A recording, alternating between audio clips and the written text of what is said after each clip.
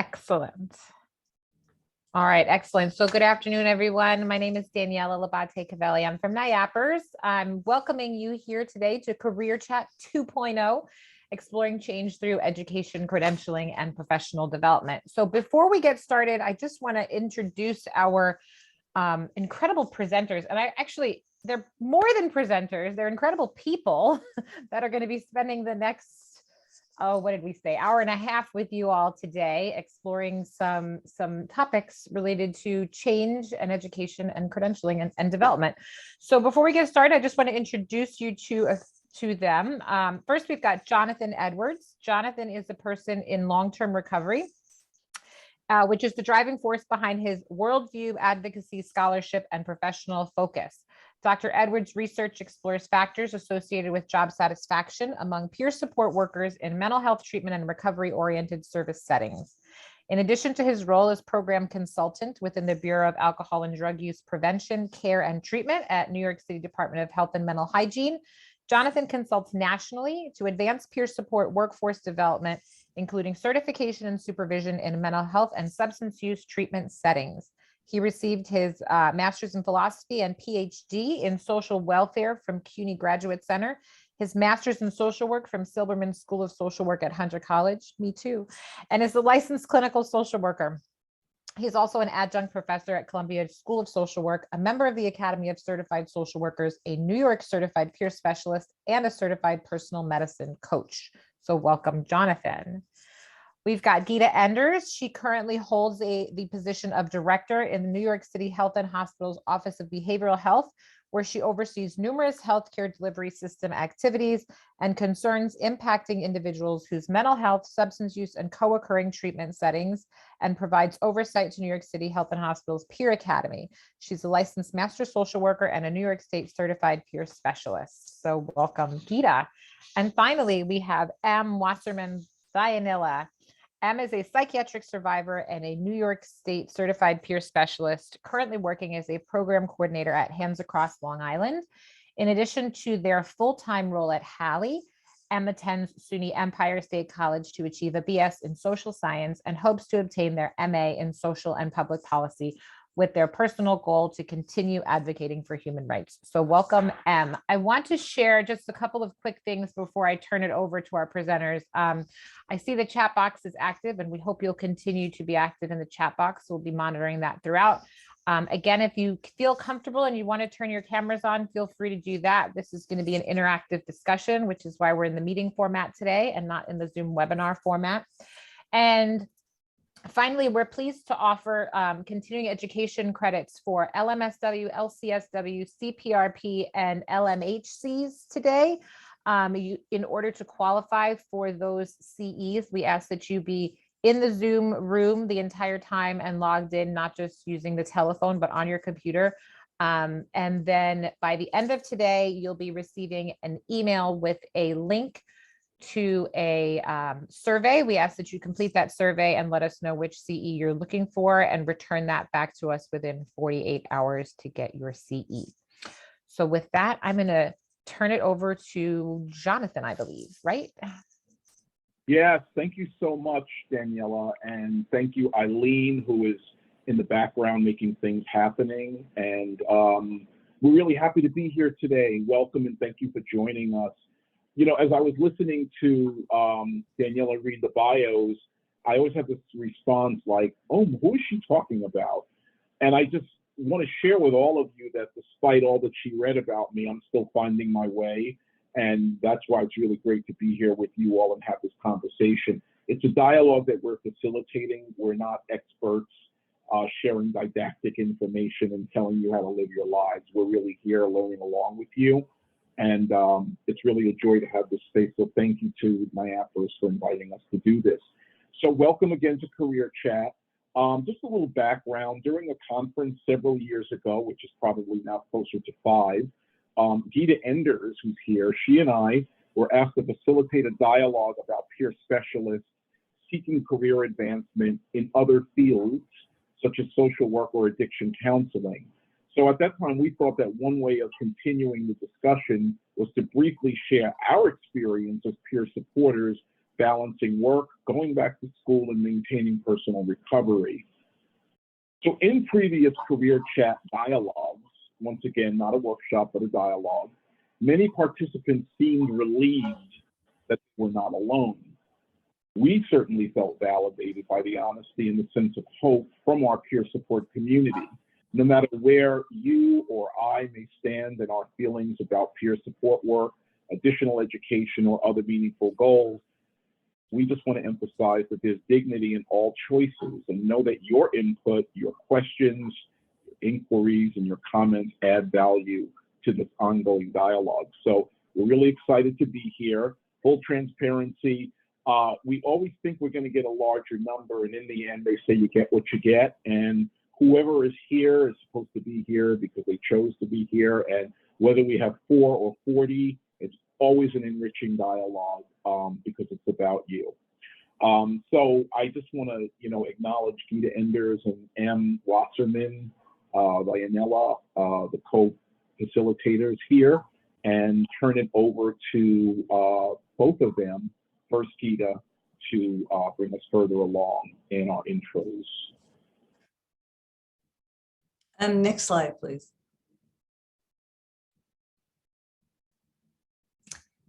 So, as Jonathan was saying, this is going to be a dialogue, but any presentation of any merit has some goals. They're not learning objectives. So what we intend to do, what we'd like to do is promote hope and identification, share a little bit of our stories and hear from you, your stories, ignite each other's courage and determination, build community through an ongoing mutuality, and relate the national practice guidelines for peer supporters, which are from the National Association of Peer Specialists, to our own personal and professional experiences. And I will hand over to Emily for slide 3. Right on, thank you. Thank you. So yeah, we're going to be relating our experiences in this presentation to the National Practice Guidelines. It's not hard and fast, like we said, but it's a great reference point for us. So National Association for Peer Supporters, formerly INAPS, came up with these practice guidelines, defined recovery as a process of change through which people improve their mental health, wellness, live a self-directed life, and strive to reach their full potential. So just kind of given this background, we have to share hope, see what's strong, not what's wrong, focus on the person, not the problems. And it's just a nice summary of 12 guidelines that were suggested as core values in our practice of peer support, which is that peer support is voluntary, it's hopeful, open-minded, empathetic, respectful. We want to facilitate change, be honest and direct. We're reciprocal, mutual. We share power equally. We're strengths focused, transparent, and person driven. And I like to make that part of my life, my practice, my professional development goals, and it embodies everything I like to do. So we want to keep this in mind as we're moving forward. All right, thanks. Thank you, Em, and really good to have you here. So great. Now, this is a really well-oiled machine because I didn't even have to say next slide. But, what brings you here today? What we want to do is invite you to type into the chat. We have a couple of more questions, but we just want to start with what brings you here today. If you can share that in the chat, and we can sort of amplify that by reading some of it back to you all, that would be really great.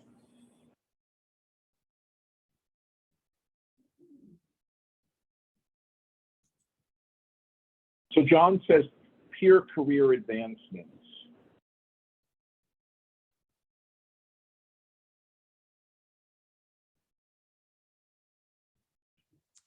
And we also invite you, if you want to just unmute yourself and tell us, that would be great also.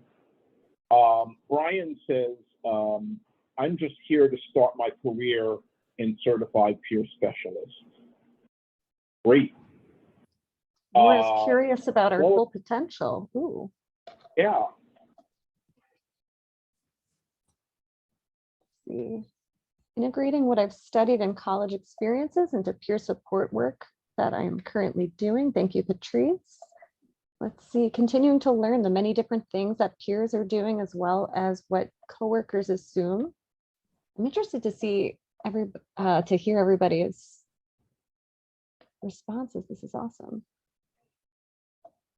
And Patrice wants to bring what she studied in college into the peer support work that she's doing right now. And Aviva, who has been with us on this journey before, is here for hope and inspiration. She, every time she says that she works with us, she feels inspired and learns something new. And I'm just going to do a little shout out for her supervision tool. So I'm hoping we can be of help. She seems to be doing very well.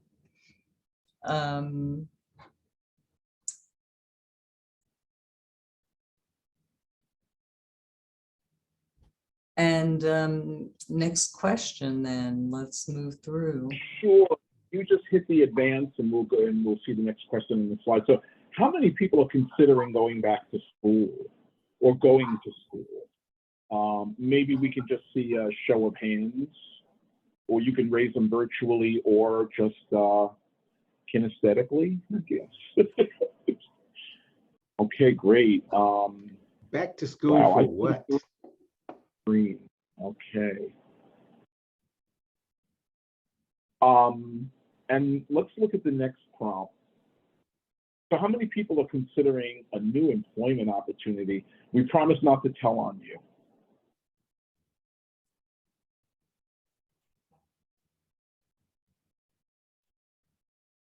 Lamont, that is going to be an open question.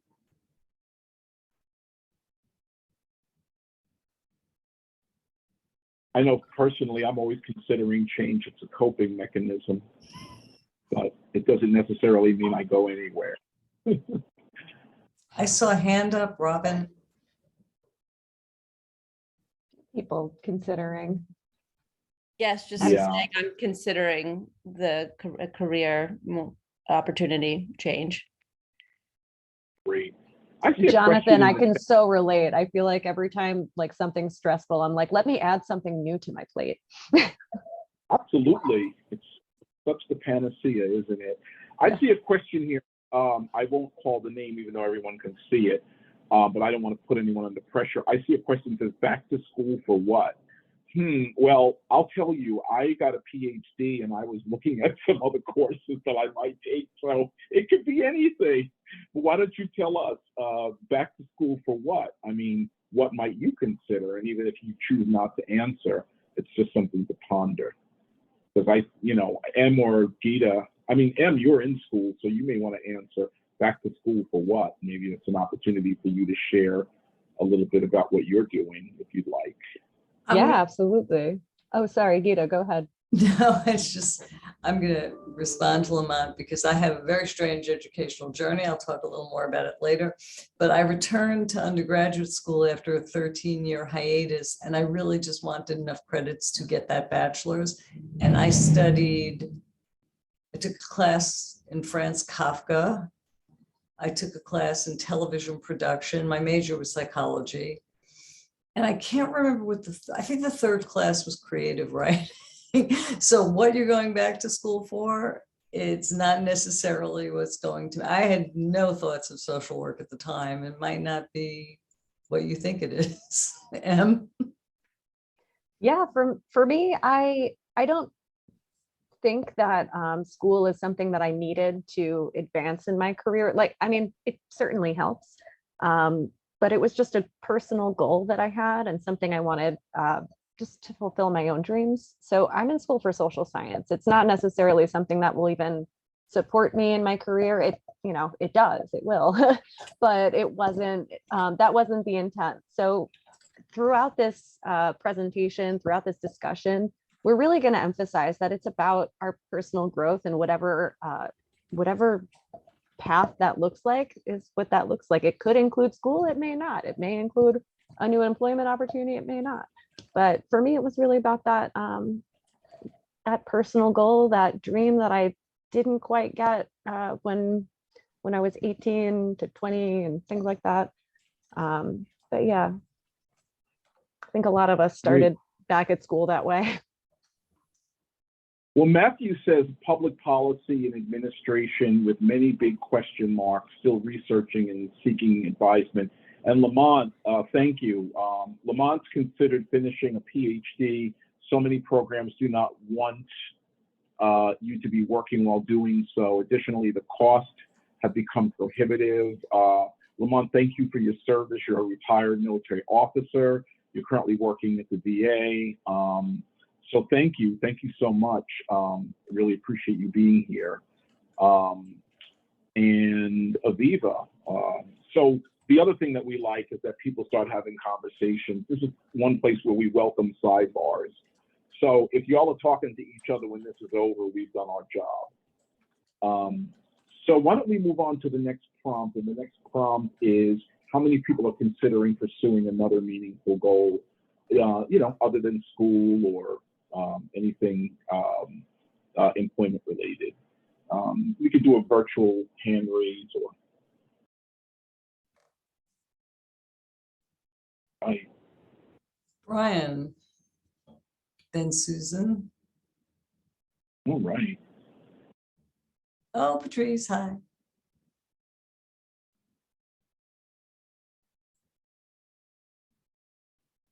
So we just wanted to get a sense of where people are at. And we're going to move forward to the next slide. And I'm going to hand it back to Gita and Em. So we made these descriptions of where people might feel in their life journey. They are not, I'm going to read them out, but they are not hierarchical. It does not mean that you're in stage 1 and your ambition is to get to stage 5. It's what we're trying to do here today is sit with where we are and then look at things we might want to do. So This also doesn't have to be linear. Just saying, we can jump from happy where I'm at to, on my way. So this is just to gauge. Right, so, so you can see them as happy where I'm at. Or you can be both. I'm happy where I'm at, but always interested in upward movement or sideways movement, which we'll talk about. Curious about making change or not sure if that's even a thing. Definitely ready to make a move after looking at options. On my way, having made a decision and ready to start what's needed. And surprise, made the move and what am I doing here? So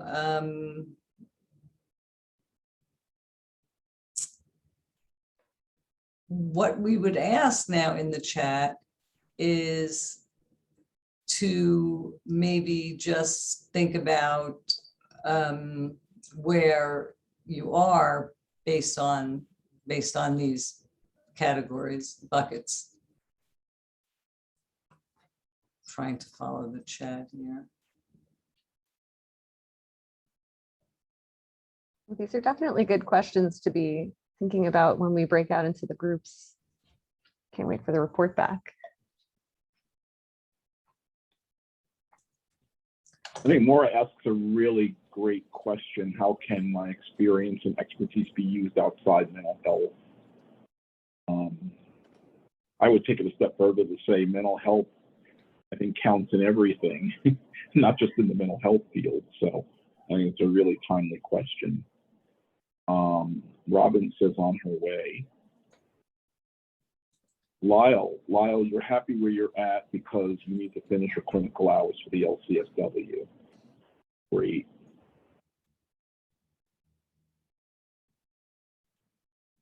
So taking this further, I think we can go to the next slide to tee up for the breakout room activity. Okay. So we're going to have that slide up again, although I don't think it's going to go to the breakout rooms, but you should all have a handout with the pictures on it. It's not really necessary if you remember. And so what we're asking to do in the breakout, we'll have about 15 minutes, is to reflect on where you are, think about where you want to be, what steps might take you to that goal, what challenges might you experience along the way, and definitely always look at what is already working. And Gita, I put the prompts in the chat box so that when we do go into the breakout rooms, people have them if they need them. Oh, great. I always Thanks. forget you can see the chat forever. So we have 20 people here, and once again, to be transparent, Gita, M, and I may or may not show up in the rooms to be available if there are any questions. But what we also encourage you to do, if you have any questions, you have the ability to leave the room and come back into the gallery and ask us. But make sure that you click leave room and not leave meeting. If you click leave meeting, then you'll disconnect yourself. So what we're going to do is we're going to ask if Eileen or Daniela could, there's 20 including the 5 of us. So why don't we do 5 rooms of 3, but not including Gita, M, myself, Daniela, or Eileen. So that would leave 15. Well, now we have 19. This is like a moving equation, but you get the gist. It doesn't have to be, but maybe five groups of 3, maybe one group will have 2. And Well, Eileen, one room, that's, want to leave it at that?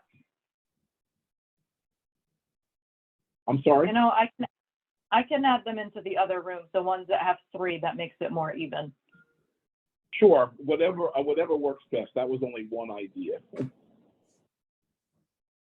Yeah, so we've got 4 rooms. Great.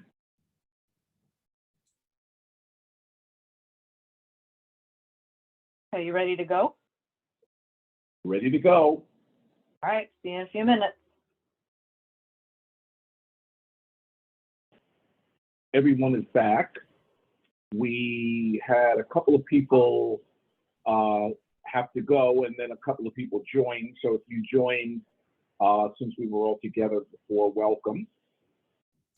And hope that the breakout room activity was meaningful. And now I'm going to turn it over to Gita and M to sort of, invite you all to share about that experience.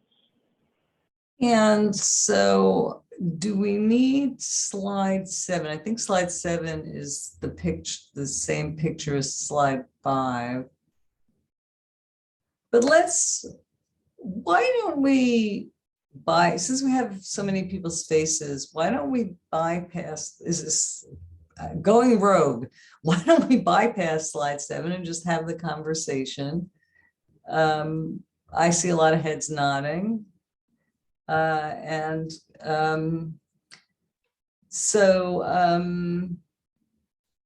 why don't you start off with the... Absolutely. I know in our group, it was really enlightening. I had a lot of fun. But I want to see what did we all learn about each other and ourselves? Not just each other, but ourselves. Was it a nice reflective experience?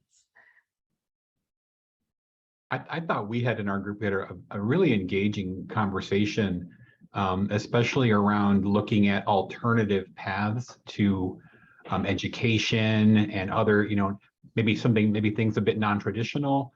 A couple of us had shared about how we're looking at the value of continued education or going back to school and what difference would that make. And I, invite our group to share as well in that. But it was really interesting just to hear very similar paths as well. A couple of us in our group talked about how we're in sort of maybe like coordination, leadership roles within our agency and peer work, but we also maybe have some other interests outside or some entrepreneurial interest or some interests from our backgrounds that we are trying to weigh, how do those merge? How do they work together? How do they complement one another? So it was a very engaging conversation.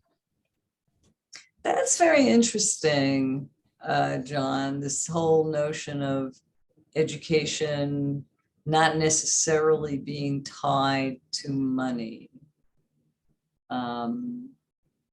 which we'll talk about more later. Lamont, you're on mute. I was waiting to get to go ahead. Yeah, No, thank well, you, John.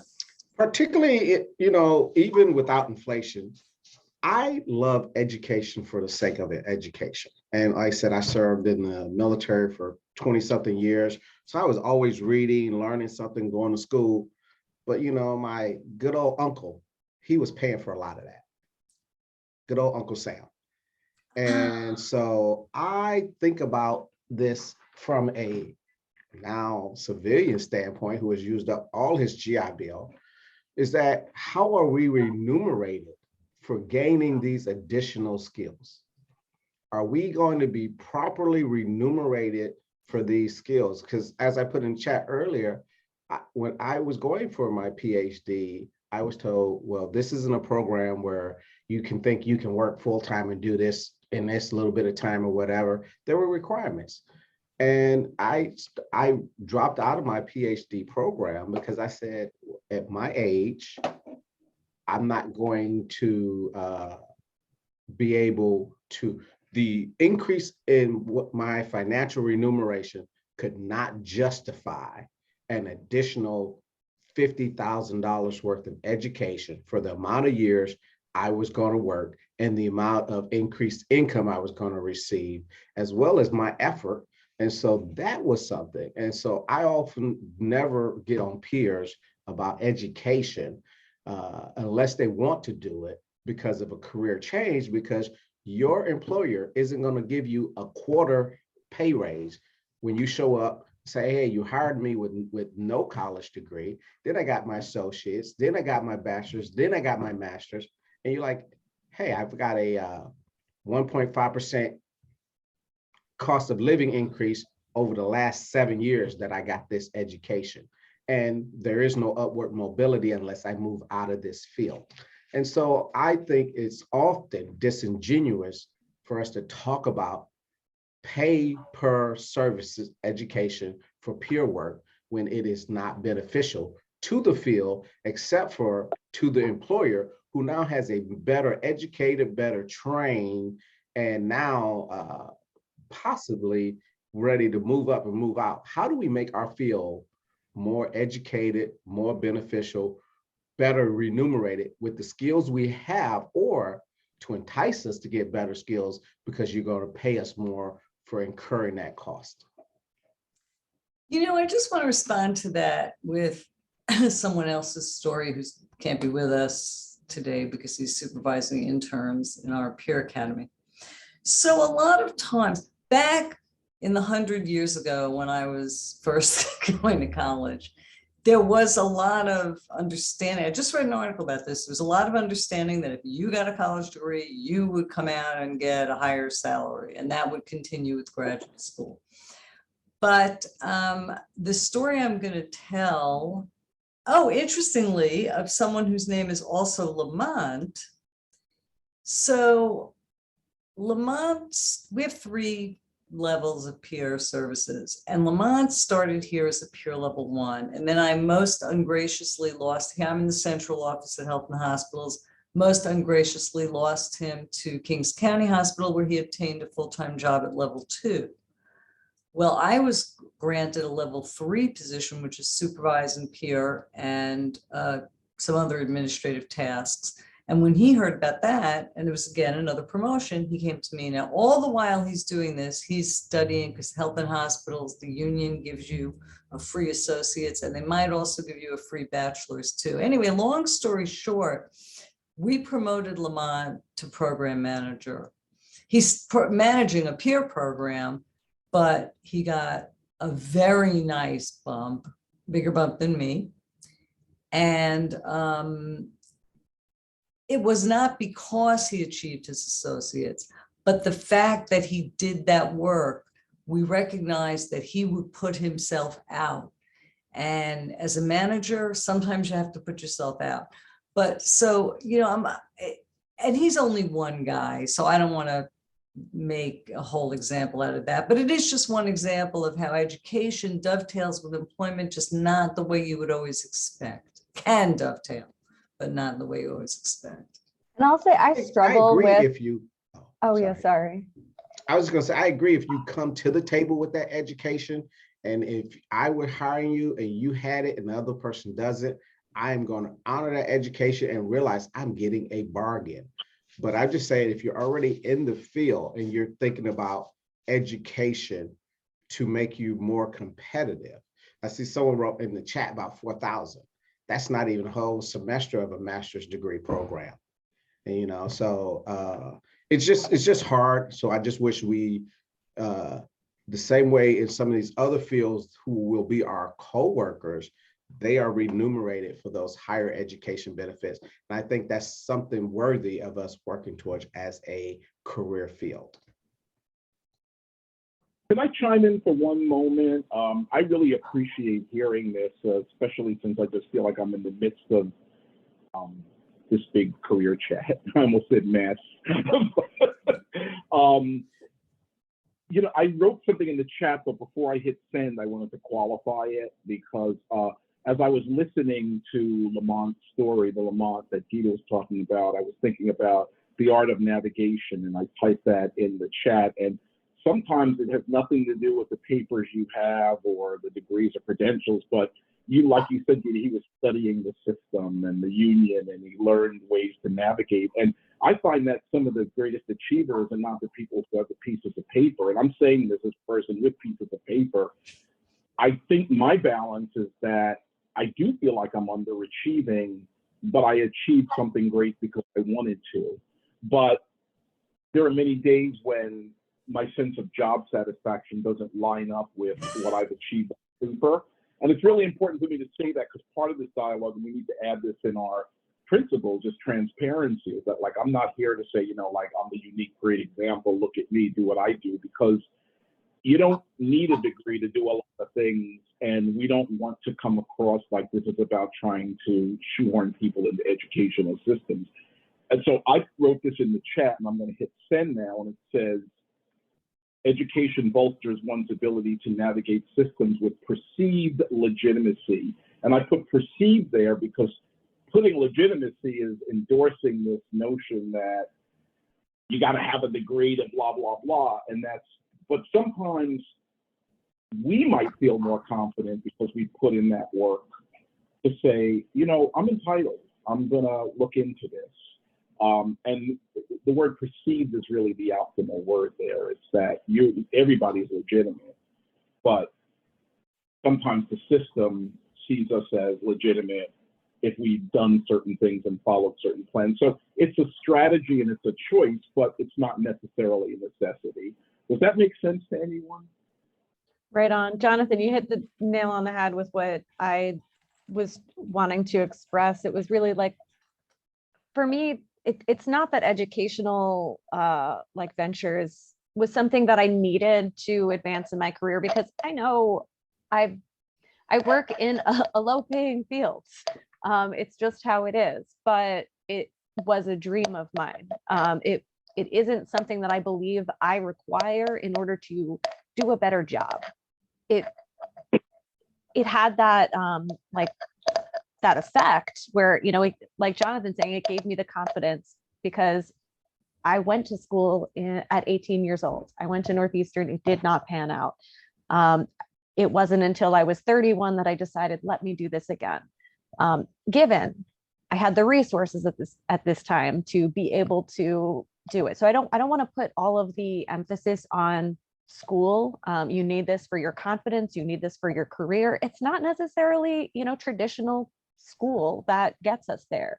It is whatever step that is that we wanted to take that we believe will bolster our confidence. That's what's important about this, because then we can have the courage to take that next step, whatever that looks like. But I do want to acknowledge that it's not always easy to attain. It took me this long to be able to be in a be at a point where I could pay for one class at a time and find the school that allowed me to do that. So yeah, it is, there is a level of privilege in being able to say this. Absolutely. But I really want to emphasize the confidence. What is that for you? And so like sort of getting back to and I apologize if you can hear the background noise, but in terms of the activity, what surprised you? What new ideas rose for you? What inspired you? And what could support your change? And Geet, I love the idea of not putting the slides up and, because like we want to see you and connect, and slides can be a barrier. So we'd love to hear from you. Lyle, how did your group go? Because you had a goal as expressed in the chat that did not necessarily relate to you acquiring more education.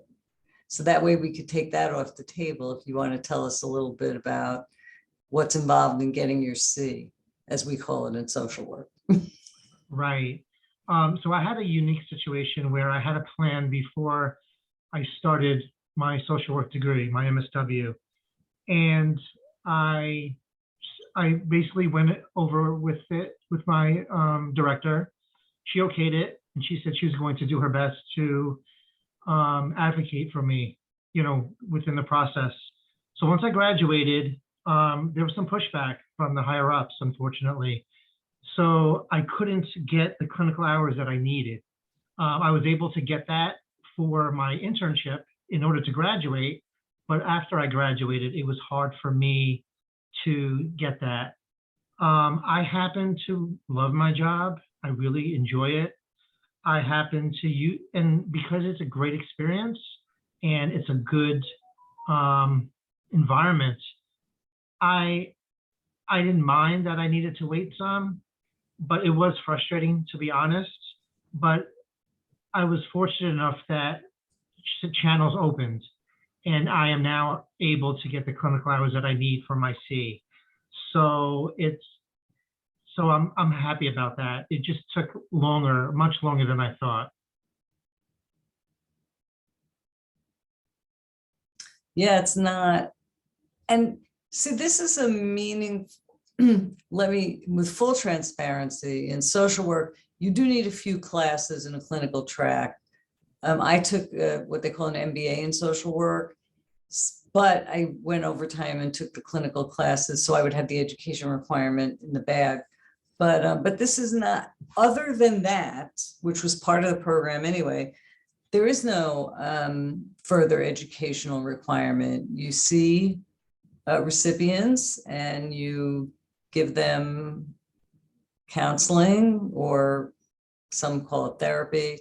And when you put in enough hours, they grant you a clinical social work license, which means you can do some other things. You can work without different forms of supervision. You can diagnose people's, so you can really move along or even out of what you're doing. That's kind of why we opened this up to things that have personal meaning, and not just, how you can credential or educate yourself into, higher paying scene. Although I understand why people would want to do that. Right. And for me, I just need to really enjoy what I do. Other people, that's not an issue for them. But as a peer, as somebody with a mental health condition, I really need that. That's a wellness tool for me. So I know myself. And that's another reason why I didn't necessarily go somewhere else, because I really enjoy the job and the environment and the people I work with. It was just overcoming that barrier of getting clinical hours. So that was just my personal choice of staying and kind of advocating and fighting.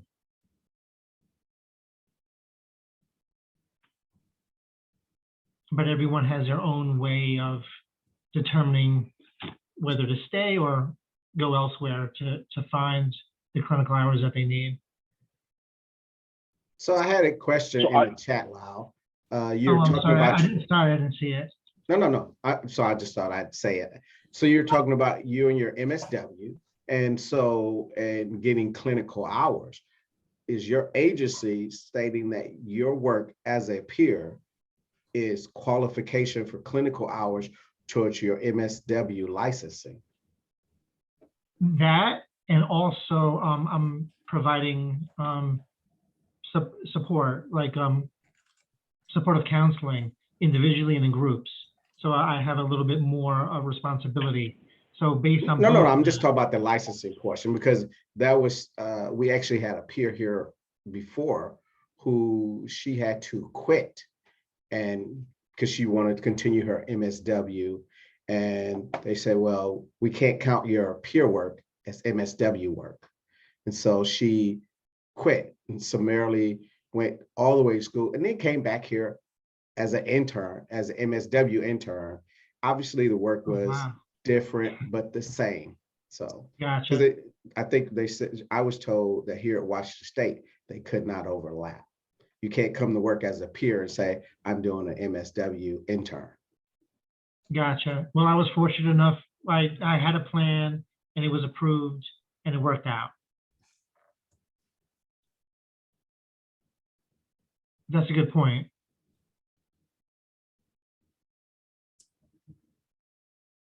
Right on. Anyone else want to share? You know, did you learn something about yourself, others, anything surprising?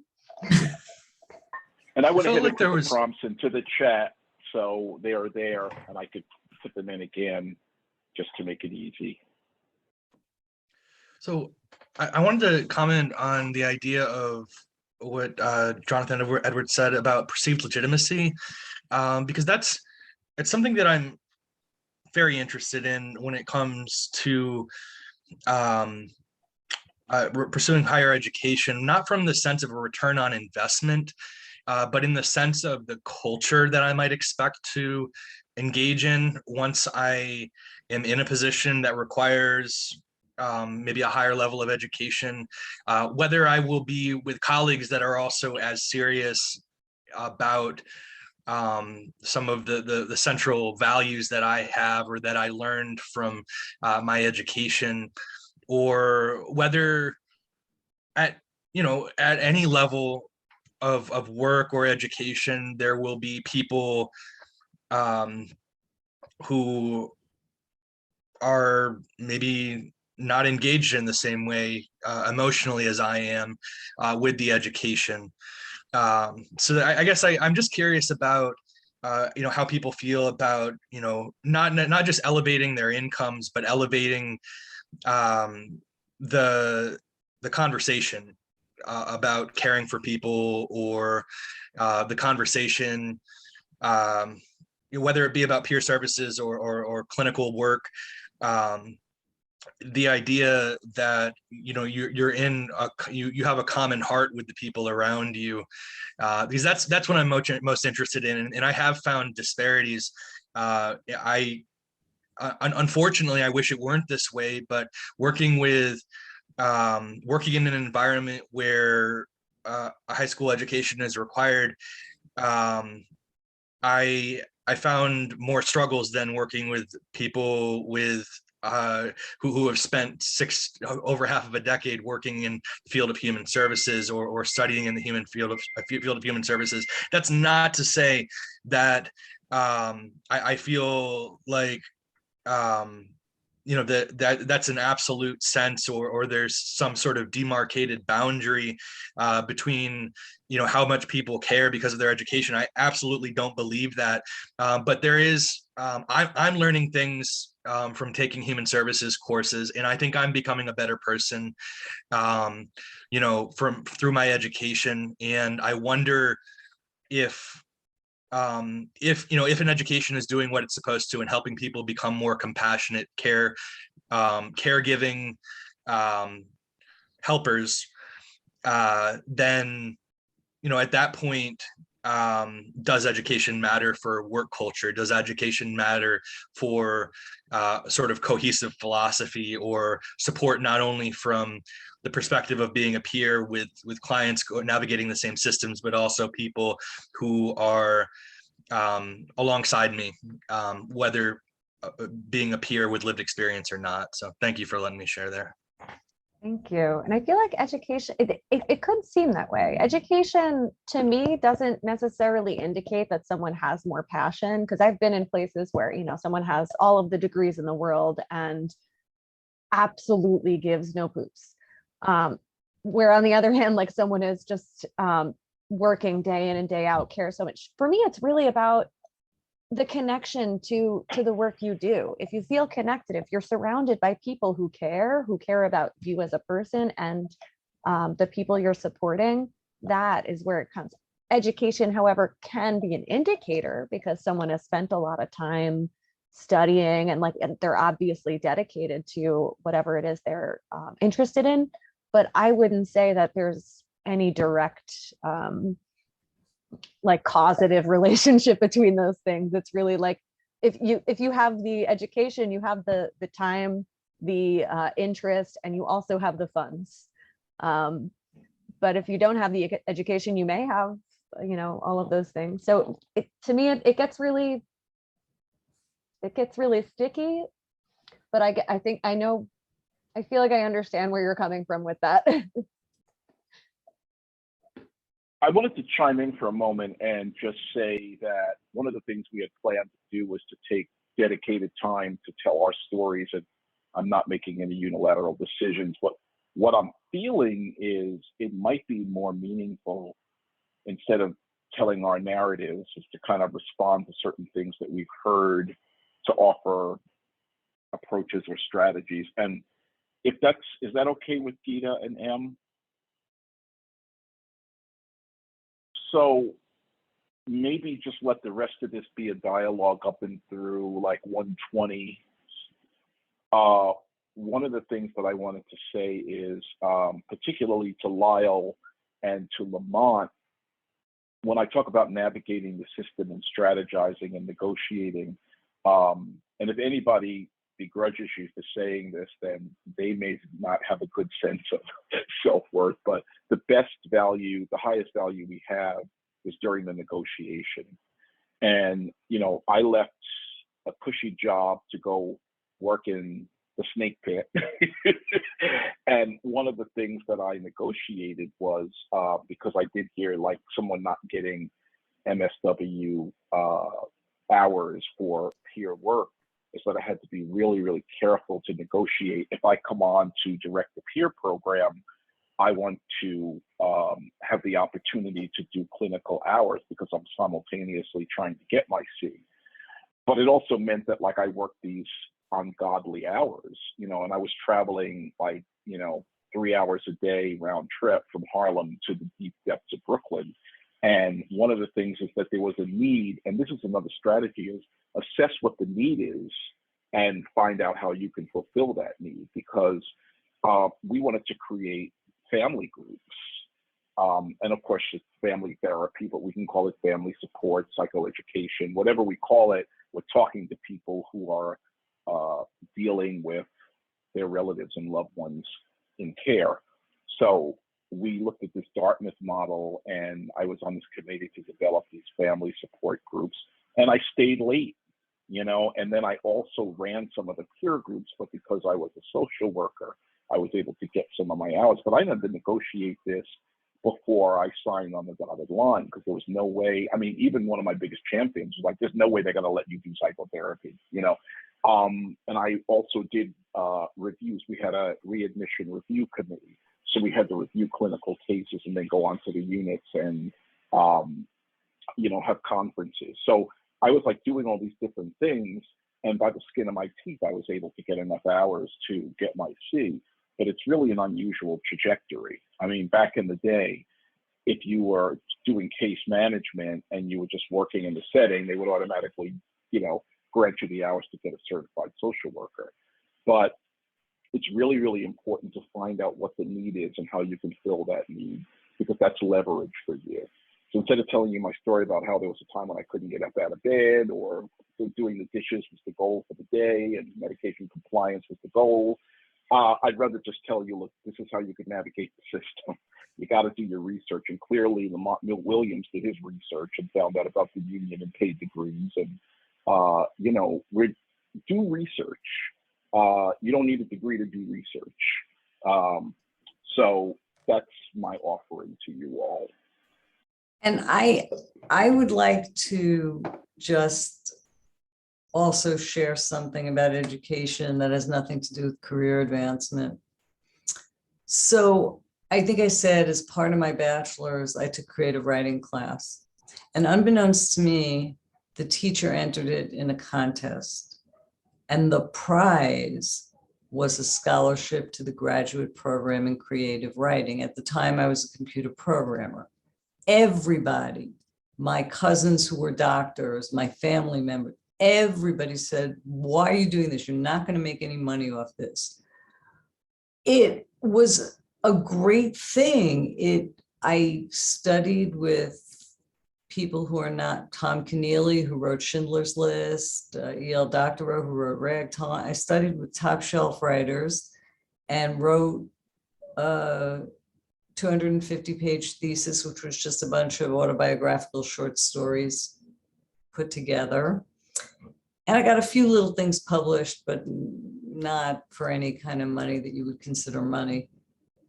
But what I took away from this, so this is like a random master's degree. What I took away from this was a facility with the English language that has nothing to do with my job, but has enabled me to move in other alternate spaces. The details of which are not important, but when you can speak and write well, it will serve you anything.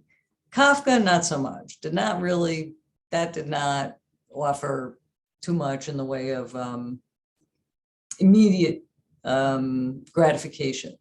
And I knew I was never, TV journalism, I knew I was never going there. But yeah, and that I did when I was 30 and I thought I was old, but social work school I did was I in my 60s? Yeah.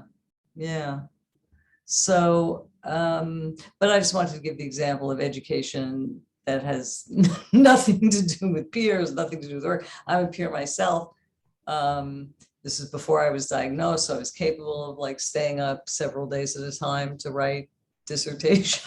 Had I known this was coming, I might have not done that. But it's so good to be a peer and be here with my fellow peers and hear your stories and where you want to go.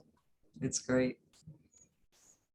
Yeah. So my thought about education is just from the aspect of it being a barrier to what we consider to be a professionally trained and adequately capable peer, because we know that there are many who will not have this education, who do not have the opportunity, the funds, the ability to attain that type of education. And so that's my part when I think about it as professional development. And then I think it's incumbent upon organizations to have enough internal training at no cost to an existing employee such that she or he can have upward mobility if it's available. Because I haven't seen anything that say, hey, if I go to college, here's a peer support degree or so forth. So we understand what our coworkers' academic pathways look like, but that's different for us. I mean, and like I said, even when you say about navigation, again, I was an executive officer. I'm a retired major from the military. And then to say all the college degrees I had to have in training with them, and then, but what does it relate to? I gave up a job only because I really think every one of us at some level are doing this for love. My last job, when I retired, I was no longer leading troops through Afghanistan and Iraq. And my first job was at the Department of the Army at JBLM with 46 employees. And the moment they said I couldn't finish my PhD, and I said I still want to have something adjacent, parallel to that PhD in psychology, because I already had a master's. And I said, what do I find that I want to do? And I navigated and negotiated with myself. And I said, Great. Lamont, I am blessed to be financially capable. I've never bought a bottle of aspirin in my goddamn life.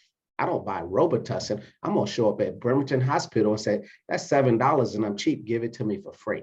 I will schedule an appointment, don't make me do it. Not everyone has that ability. And I said, I don't need a high paying job. And I said, and I don't want 35 employees, 42 employees anymore. And I took this job and it is extremely fulfilling. I would hate to see a barrier to interest and upward mobility. A foothold, a step stool towards greater upward mobility, yes. But a barrier to upward mobility, I would not like to see that. And when we talk about education, if we don't see it in mainstream academia or your agency is not providing it for free, I think it's the wrong thing for this career, because we know there are people who have flunked out of high school that could join an agency and be the best peer support that you've ever seen and be worthy of leadership positions based on performance. I wish more people saw that too, because, you know, it's not all about formal education. I mean, I enjoy it. I think it's very useful, but there are also barriers that we cannot, you know, predict. You know, we don't all have the same access to educational resources. But for me, I think the key word in all of this is affirming. Like, what are we doing to advance ourselves? What are we doing to affirm our own goals? It could be school, it could be related to employment, it could be related to something we do in our life. And I also want to acknowledge that a lot of us, you know, came into this not expecting a lot of money, but we also do need to survive. So, you know, the fight for, you know, more money is valid. And, you know, the fact that it may keep us from pursuing education, pursuing new dreams, whatever, that's valid too. So what can we do to validate and affirm ourselves in this journey? I see Ann's hand up, and Thank you. Yeah. go ahead, Ann. To get to education, yeah, I have a master's, and my master's hasn't helped me whatsoever as the peer field. And what has helped me is my lived systems experience, because if you have that lived systems experience and you also have the language abilities and the writing abilities and stuff to use that, to bring that knowledge to other people, that's really important, Tita, as you're saying, being able to communicate that. I think what would be really helpful for peers in moving up would be management skills. I see a lot of peers being moved up as managers and they completely fail, and then systems fail, and then we lose money, and then they say we're all terrible. We're not all terrible. It's just that some people don't know how to manage other people and or manage budgets or things like that. Then our systems just kind of look terrible because we don't have that side going for us. Another thing I'd like to see is credit given, or some kind of different kind of education for refugees. So my friends from Northern Iraq and Afghanistan and other people, these women were not allowed to go to school. And they're saying now in this program, to become a peer specialist, you have to have a GED, things like that. Well, these women have 5, 6 women at home. I mean, children at home. They're not going to have time. They do their best to get ESL. I would like to see a kind of peer specialist that gives that credit, because these women can be peers to their women like nobody else can. There's none of us could do that like those women can. So what can education be about in a different way, and what kind of skills do we need? And I really want to bring up the point, it's very different having lived systems experience and just being a peer. And sometimes it's hard to work in those systems you've been in, but those are the people who can actually make the real difference. So maybe we can go in for a short tour, like you're talking about Lamont and war, like a short tour, and come back and take our piece. But we are the people who really get it from all sides. And also one more thing too, I do a lot of work. I help build hospitals, things like that. I'm not in New York yet. I will be in New York sometime soon.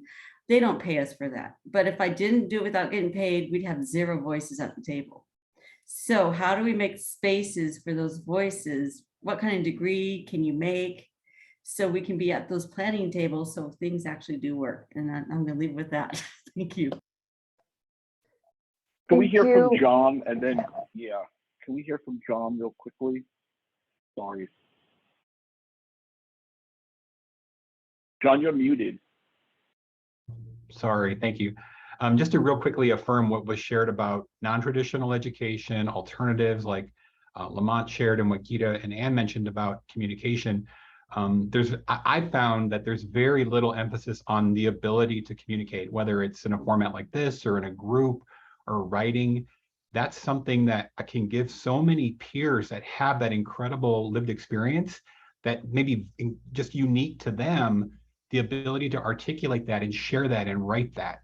And like one of the ways, the quick example of what I've done with my agency is, hey, how come we don't have a peer article in our monthly internal magazine? You know, why don't we have something on the news? Why don't we have something on the radio, on blogs?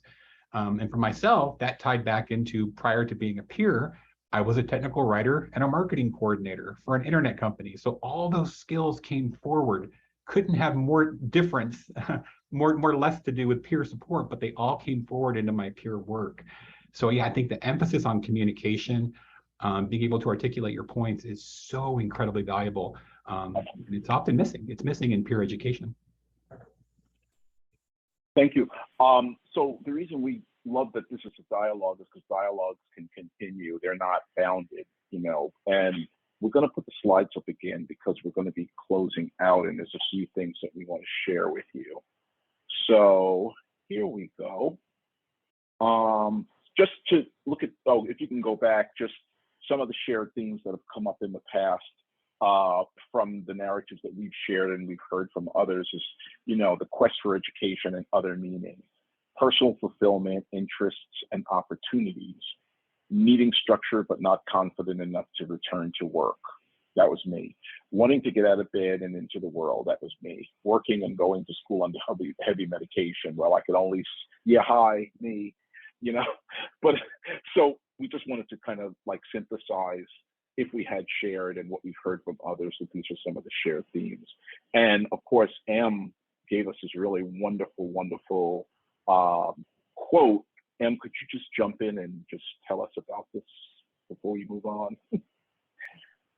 Absolutely. That's why I keep sharing about, you know, that affirming nature of, you know, taking different steps. So this kind of came up, just the journey of 1,000 miles begins with one step, because it's really not about, like we were sharing earlier, it's not about different stages and one being better than another. It's really about, you know, what is the step we're taking in what direction and how can we take that step? Even that's a little bit, and it's pretty ableist actually, now that I think about it, but you know, what direction can we move toward? Yeah. But yeah, that's really what I got from all of this. And I appreciate being able to share space with everybody because y'all got me thinking. Great. Thank you. And could we go to the next slide?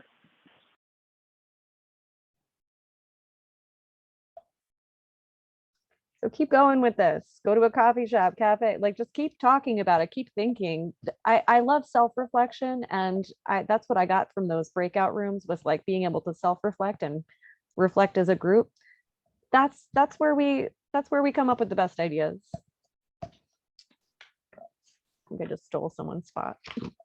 No, not at all. We're not stealing, we're sharing. Gita, what do you know, what happened on those blazing hot Saturdays of old? I was just about to mention to people, so this thing has been very organic, and as Jonathan did not quite mention, we were asked to do this on the spot, and we had to pull it together organically live. We sat down on the stage, we just asked for audience participation, but everybody wanted to still, everybody was very animated. So first time we killed two birds with one stone, and we got a bunch of people to go to McNally's bookshop, which is in, I don't know if it's that Nolita or the East Village. I'm not Yeah. what neighborhood that is. And so people came and we talked, and that was a bookstore and a coffee shop. So I thought, and there were no minimum spendings. Nobody had any money, and that was fine. I think maybe 3 cups of coffee got sold. Online, I think we're very tired of hearing about online, but really anywhere. And online is good if you're a little risk averse to going anywhere. People can come here, open invitation. Yeah, Yeah. anywhere you choose. Next slide. And this is something, I would like someone to read this quote. I just have to click through everybody because somebody showed, Brian, we have not heard from you. Would you be willing to read this quote? Sure, can you hear me? Yes, we can. Okay. One of the most important steps in living your truth is discovering and then healing the things that have held you back.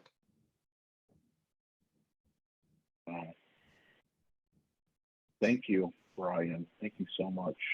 Glad to hear your voice. So we saw your comments, but good to also hear your voice.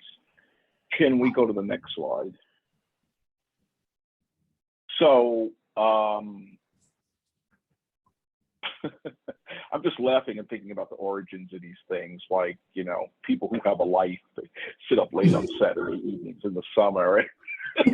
Line up color points. But, you know, listen, it's what brings you joy, as long as you're not hurting anybody else. So we have these actionable ideas that we kind of came up with.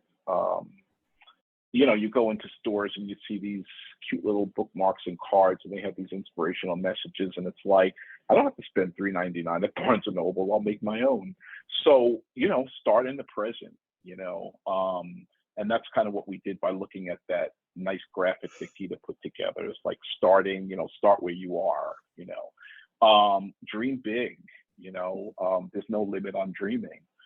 Take stock, because you always are coming to the table with something, whether you realize it, whether you feel it or not. Survey the landscape. We talked about exploring, assessing, doing the research, finding out what the job will give you, which is buried deep down in some policy that you won't be told about. You got to go dig for it. Research opportunities, pretty much in the same vein. Trust yourself. Acquire knowledge. You know, you can't acquire too much knowledge. Weigh your options. You always have options. Try it on. It's like going into a store. Yeah, it looks nice on the rack, but how's it going to look on me? And these days, it's like, I got to like take it home, try it on, bring it back, you know, whatever. But it's a process. Choose wisely for you. Reflect. That just came up. And finally, know that you're okay. You know, change is an option. It's not a mandate. So these are just some of the actionable ideas that we have. And with that, I think we go to the next slide. And I think Keita can talk a little bit about this. So as Jonathan said, we were very inspired by motivational pieces that we came across.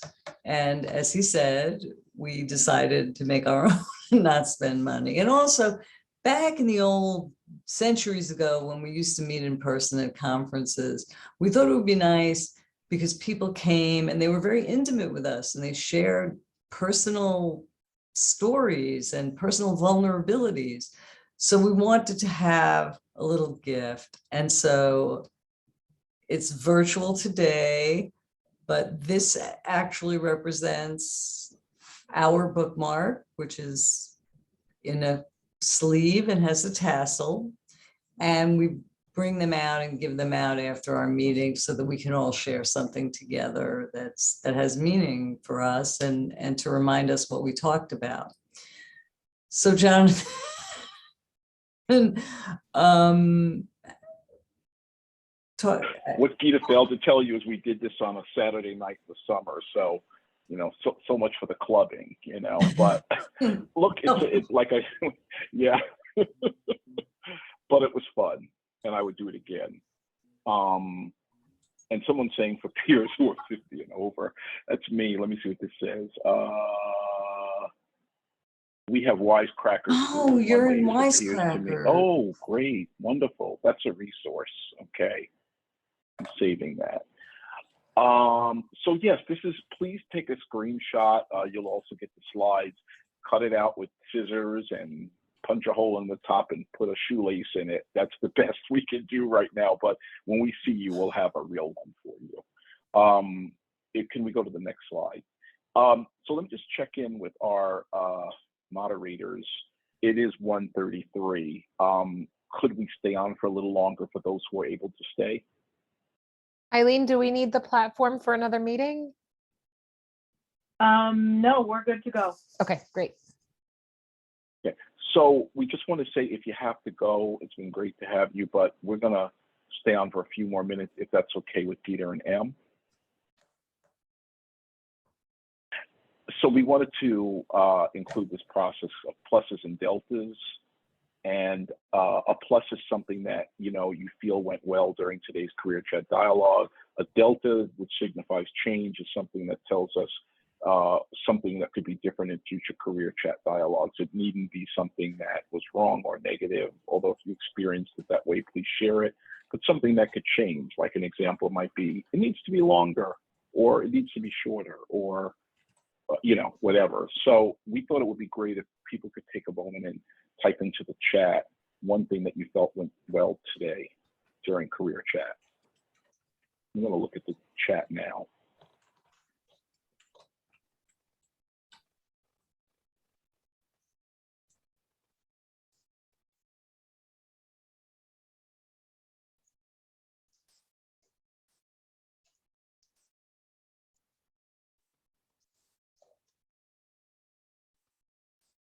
I feel like we need the Jeopardy music. Great to see peers. Need to have more of this.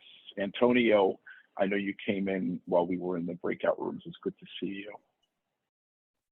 Okay, so Michael, thanks to all. Really appreciated my small group experience. Robin, loved hearing everyone's thoughts. Appreciated the breakout rooms. Great to be validated. Meeting others on similar paths.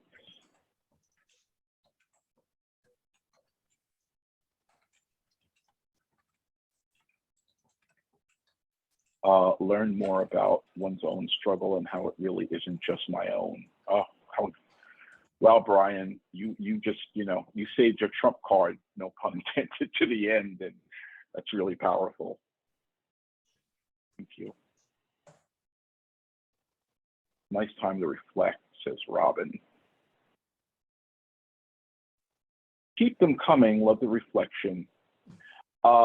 We now want to ask, okay, so here's one from Lyle. May need to be longer, maybe have multiple sessions, meetings to continue conversations. Really enjoyed the breakout room. Great. Remember, assess the need and find out how you can fill it. So there's obviously a need for more of this. So how can we fill it? All right, so can we look at one thing that could be different in future career chat dialogues? And I'm going to turn it over to Em and Gita to kind of reflect on what people are saying. So Matthew is saying that he would love to hear testimonies about how formal education did and did not work. You know, it's interesting.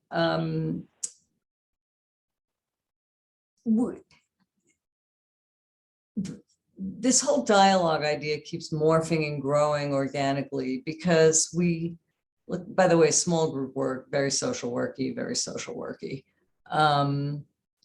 But yeah, so there M is saying, went to school for architecture, that did not work. And then there's, so maybe we can get more, we'd have to ask people in advance if they didn't mind sharing their experience. But I think we could do that. Oh goodness, engineering, probably top career now. 3/4 of the bachelor's. But actually multiple sessions, an interesting idea, Lyle. Jonathan and Em, we have to talk about the ECHO model and see if it would lend itself to this, because that would incorporate testimonies the way ECHO incorporates case presentations. We can definitely do with a lot of we could definitely do with a lot of help in this. Architecture, engineering. Now, history is a thing that seems to me that is useful for no money.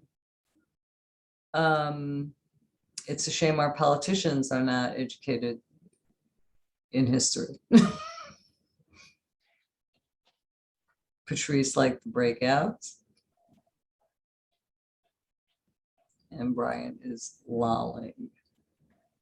But this is great. This is great. We will, I don't know if we can get any of us to give a long slot. Maybe we'll do an institute at some point, two workshops together. Yeah. Now, how about anything that could be different for people? Seems like consensus is make it longer, and then we could be able to feature a lot of differing experiences with education and career paths. More breakout room time. Yeah, it seems consensus Okay, is make great. it longer. And I'm going to suggest Good. one little change for myself. Other sessions of career chat have totally veered off of careers, much to my excitement. Again, I'll give a personal example. I got a wild hair. I had a friend who was a ham radio operator, and it was so interesting to me. And it was so easy to get a license. And I got my license. I tested for my license at Columbia University, and they invited me to join their club. So talk about things that have no relation to jobs, no relation to careers, no relation to education. Well, I had to educate myself, but you do it, out of books. But so I hope we can do more personal meaning, although I'm not sure how that would go with CEUs. Oh, I love the workbook. We'll have Patrice do that. Yeah. Well, in terms of CEUs, I think, framing this in the vein of, self-care and wellness, I don't know why that shouldn't be a CEU. Probably could be. Yeah. I mean, life satisfaction, that does count for something. So maybe we could find a way to write that up. It's all about knowing how to write something up, folks. Anyway, any final comments? I just want to say Geeta and I have been doing this as a team, as a duo for a few years now. And it's the first time that we're doing it alongside our colleague M, and it's just been wonderful planning and working together. And it feels seamless and a lot of other good things. So I just wanted to say that. Thank you both for inviting me into your world, your conversation, and your process. It's not easy to be able to do this all virtually when we've sort of known each other in very small aspects of work and probably more conferences. So this has been a really awesome experience. And I just appreciate everybody here and both of you.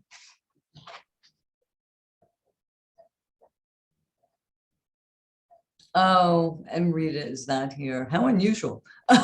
There were a bunch of webinars going on at this time. So the Okay. fact that there were 20 people here at one point is pretty amazing, actually. Yeah, there was No, a I lot of just- competition today. No, it's just that John is shouting out to the NAP's email newsletter, and I'm pretty Yeah. sure that I think that's a Rita Cronice effort. Yeah, well, I'm For saving sure. the chat, and I kind of feel like I can, cut out all these little messages and distribute them to people. Yeah, I kind of want to affectionately nickname Rita our school marm. It's like parent-teacher conference. It's like we're all her children, not ageist, and she's running around trying to see all of our teachers. So she didn't quite get to this class, but it's Rita's everywhere.